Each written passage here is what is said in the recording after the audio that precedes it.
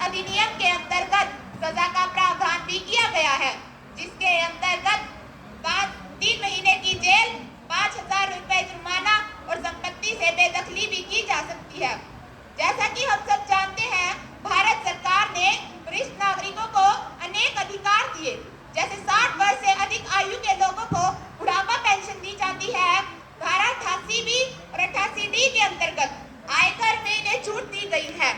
बस, रेल और हवाई यात्राओं में इनके लिए रिजर्व सीट का प्रावधान भी किया गया है और किराए में भी इन्हें भारी छूट दी गई है।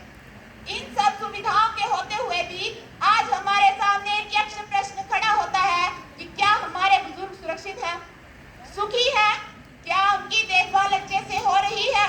और जब हम इस बात पर विचार करते हैं तो हमारे अंतर्मन से आवाज आती है, नहीं, हमारे समाज में आज भी बहुत से बुजुर्ग ऐसे हैं जो दुखी हैं और तिल कर मरने पर मजबूर हैं।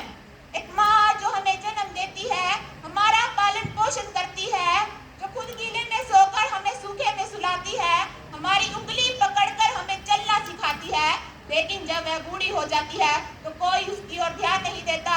और उनकी इसी दैनिक स्थिति पर कवि ने लिखा था कि माँ चौखट पर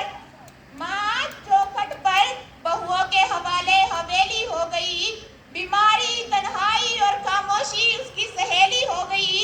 बात सीधी थी मगर पहेली हो गई, 4 बेटों के रहते माँ अकेली हो गई, 4 बेटों के रहते माँ अकेली हो गई।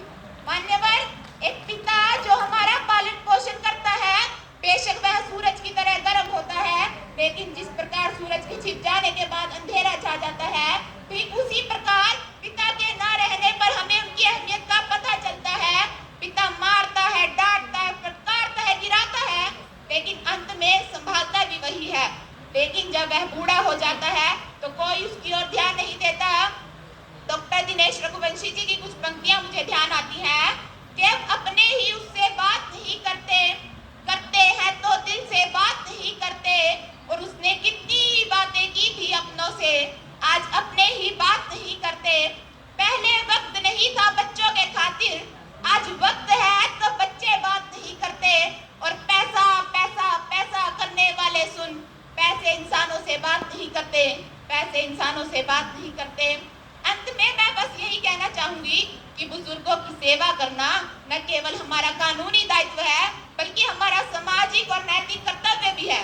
जिस घर में बुजुर्ग हंसते खिलखिलाते दिखाई पड़ते हैं, वास्तव में वही घर खुशहाल है।